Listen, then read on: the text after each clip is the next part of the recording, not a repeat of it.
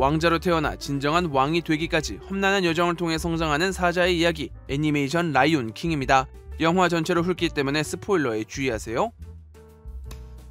라이온 킹은 디즈니 애니메이션에서 최초로 순수 각본에 의해 제작된 작품입니다. 기존 이야기들은 전부 원작이 되는 동화, 소설, 구전 등이 있었던 것에 비해 라이온 킹은 여러 이야기에서 모티브를 가져와 오리지널 스토리를 다뤘죠. 최초 정글의 왕이라는 제목과 아프리카를 배경으로 한다는 아이디어에서 시작해 각본을 제작하고 스토리보드를 만들어가면서 현재의 이야기가 완성됐습니다.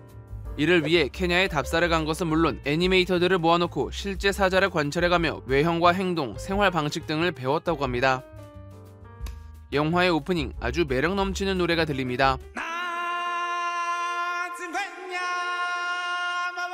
그리고 이때 나오는 산은 아프리카의 최고봉 킬리만자로의 모습으로 애니메이션의 공간적 배경이 어디인지를 알려줍니다. 개미에서 시작해 얼룩말을 잡으며 포커스가 변하는데 애니메이션이지만 그 틀을 벗어나 실사와 같은 효과를 전달하고자 의도된 장면입니다. 카메라의 움직임을 통해서도 이 점을 보여주며 평면적인 느낌을 주기보다는 동물의 활동적인 모습을 담으려고 했다고 하네요. 왕자의 탄생을 알리는 행사. 그런데 숫사자는 한 마리고 그 뒤로 다수의 암사자를 목격할 수 있습니다. 애니메이션에서는 여러 장면을 통해 많은 암사자를 보여주는데요. 실제 사자의 집단 구성을 반영한 것으로 이를 프라이드라고 부릅니다. 따라서 무파사의 궁전이라고 할 수 있는 커다란 바위를 프라이드 록, 그가 다스리는 공간을 프라이드 랜드라고 부르는 것이죠.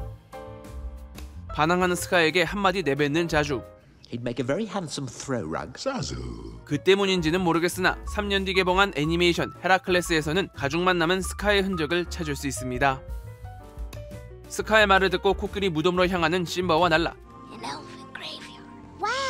코끼리가 죽음을 직감하면 특정 장소로 이동해 생을 마감한다는 이야기에서 비롯된 것으로 실제 자연에서는 증명되지 않는 이야기라고 합니다. 코끼리는 지능이 높은 사회적 동물로 장례식이라고 볼 수 있는 행동들을 하며 커다란 덩치만큼이나 신비로운 분위기를 가지고 있어 이 모습이 인간의 상상력과 결합해 지금과 같은 이야기가 남은 것이죠. 날라와 싸움을 하는 심바, 이들의 다툼은 언제나 날라의 승리로 끝납니다. 이 모습은 추후 성장기를 겪고 모습이 변한 두 캐릭터들 사이에서 서로를 알아볼 수 있도록 만들어 놓은 장치입니다.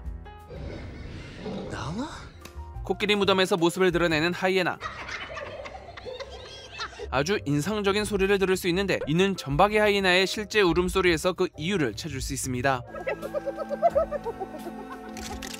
하이에나 무리에서 신바를 구해준 무파사는 하늘을 보고 이런 말을 합니다. The great kings of the past look down on us from those stars. 코멘터리에 따르면 이 순간 사자 자리가 있다고 하는데요. Now, if you look at the stars closely, they form the constellation Leo.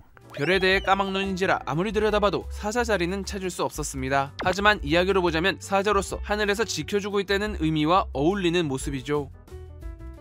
한편 하이에나들은 앞세워 반란을 모의하는 스카. 마치 군부대의 열병식을 보는 것과 같은 행동들을 볼 수 있는데요. 특정 독재자가 생각나는 모습으로 스카가 가진 야망이 얼마나 잔혹하고 파괴적인지를 시각화한 것이라고 할 수 있습니다. 무파사를 제거하기 위해 함정에 빠뜨린 스카. 마침내 결정적인 순간 발톱을 드러내니 Long live the king. 이 말은 기존 왕이 죽고 새로운 왕이 등극했을 때 사용하던 유럽의 관용적 표현에서 가져왔습니다. 도망친 심바는 사막 한가운데서 쓰러지고 그곳에서 티몬과 푼바를 만납니다. 기운 없이 좌절한 그에게 두 친구는 자신들의 철학을 전하는데요. Hakuna Matata. What? Hakuna Matata. 하쿠나 마타타는 스와힐리어로 문제가 없다라는 뜻으로 그들의 노래에서도 그 의미를 들을 수 있습니다. It means no worries for the rest of your day. 육식동물의 사자와 공존하기 위해 벌레로 식습관을 만들려는 티몬과 푼바. 이때 벌레의 등딱지에서 아프리카 전통 가면을 넣어 공간적 배경에 대한 이스터에그를 남깁니다.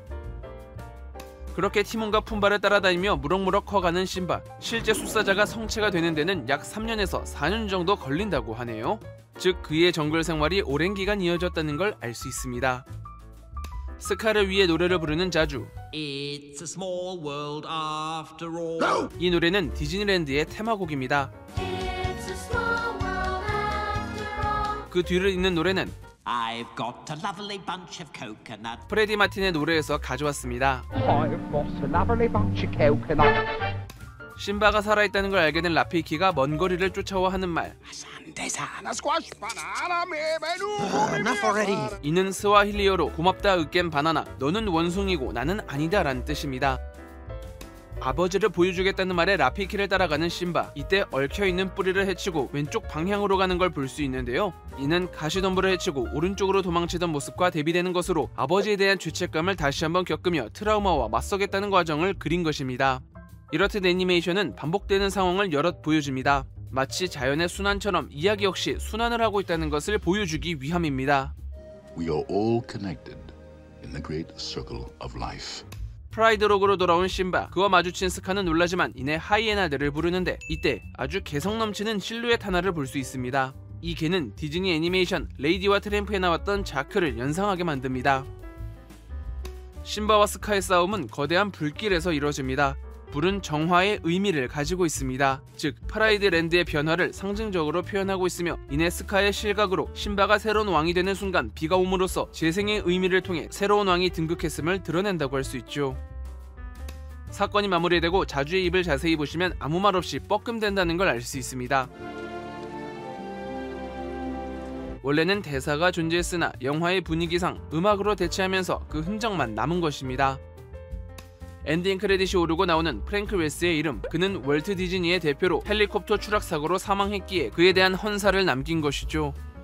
진정한 어른으로 성장한다는 것은 어떤 의미일까요? 하루하루 1년 1년 나이를 먹고 있지만 어른이라는 것, 또 그 당시 부모님의 나이와 비슷해졌음에도 그 무게는 쉬이 짐작할 수가 없습니다.